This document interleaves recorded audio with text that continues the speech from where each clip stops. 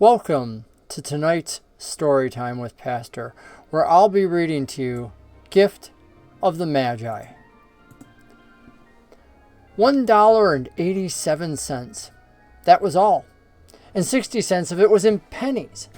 Pennies saved one and two at a time by bulldozing the grocer and the vegetable man and the butcher until one's cheeks burned with the silent imputation of parsimony that such close dealing implied.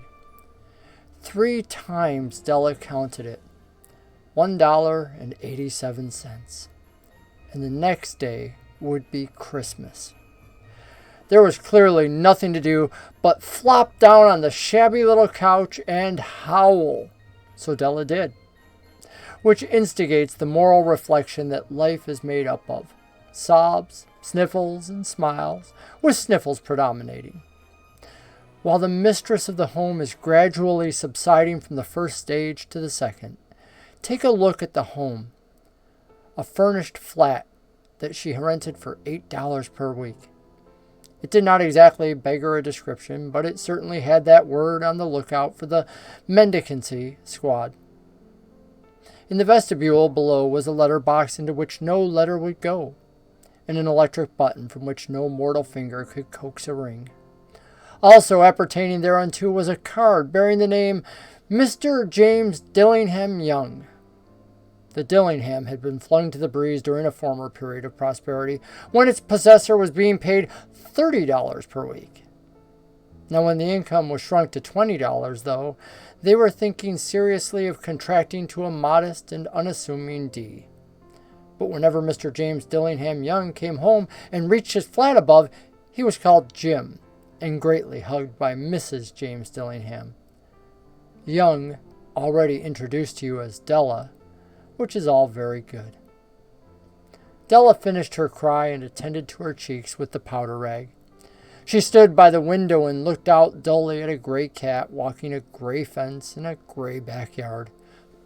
Tomorrow would be Christmas Day, and she had only $1.87 with which to buy Jim a present. She had been saving every penny she could for months and this was the result. $20 a week doesn't go far. Expenses had been greater than she had calculated. They always are. Only $1.87 to buy a present for Jim. Her Jim.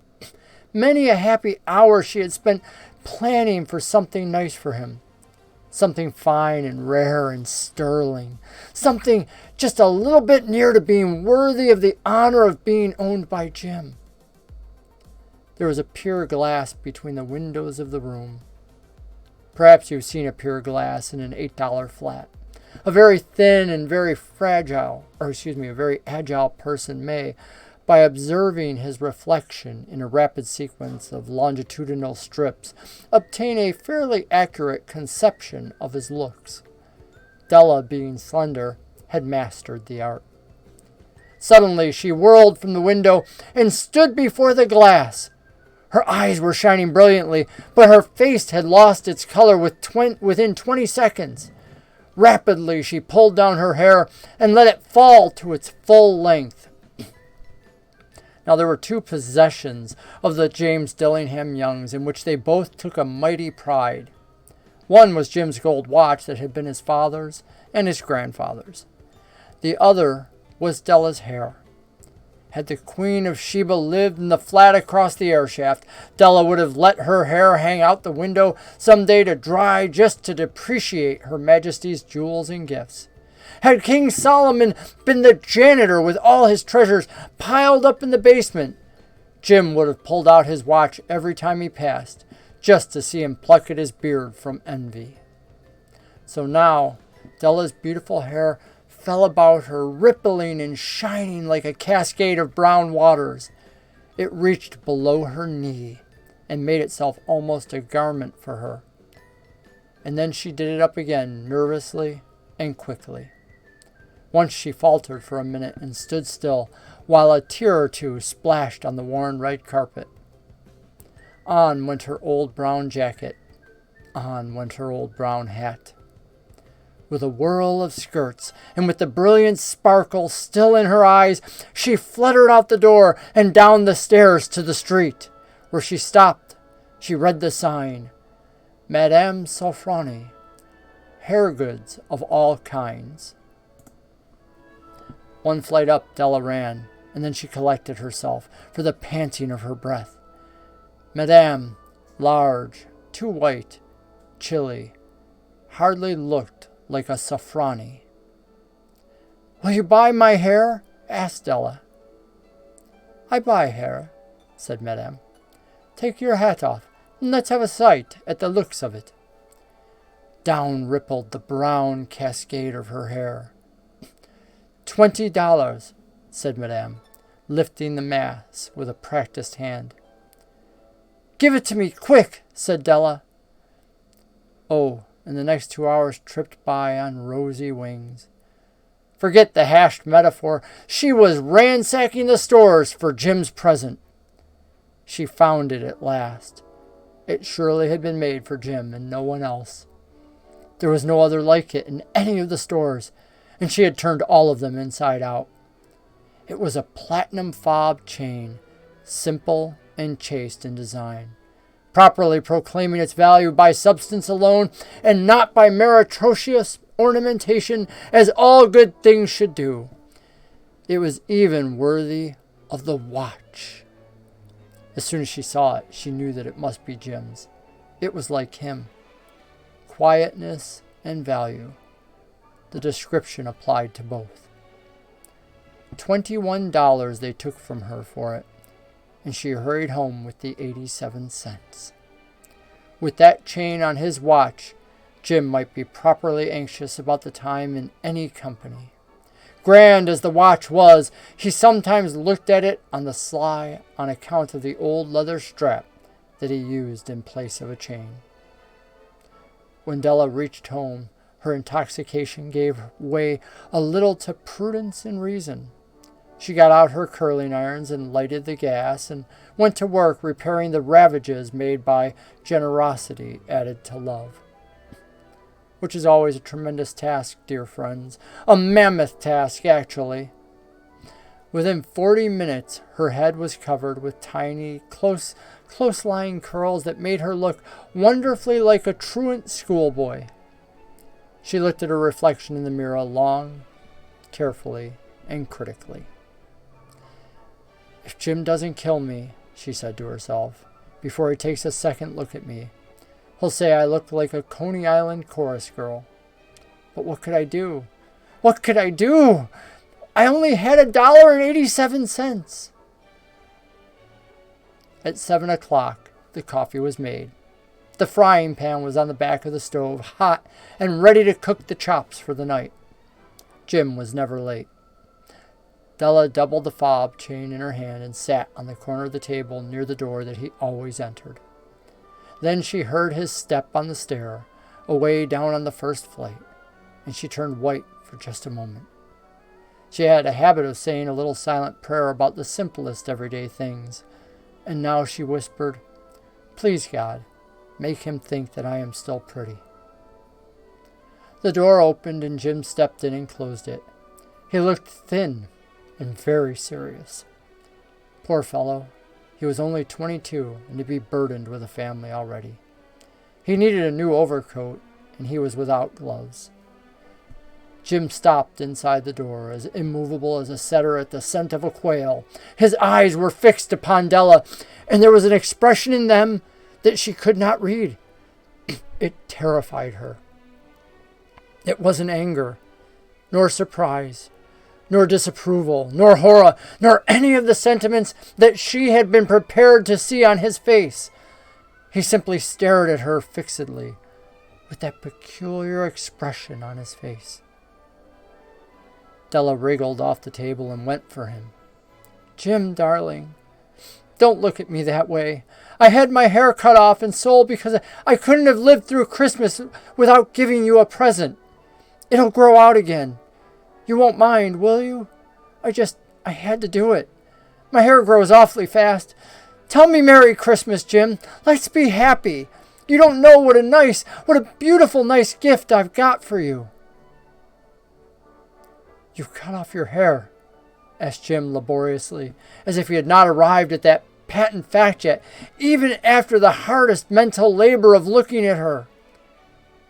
"Cut it off and sold it," said Della. "Don't you like me just as well, anyhow? I'm still me without my hair, ain't I?" Jim looked about the room curiously. "You say your hair is gone?"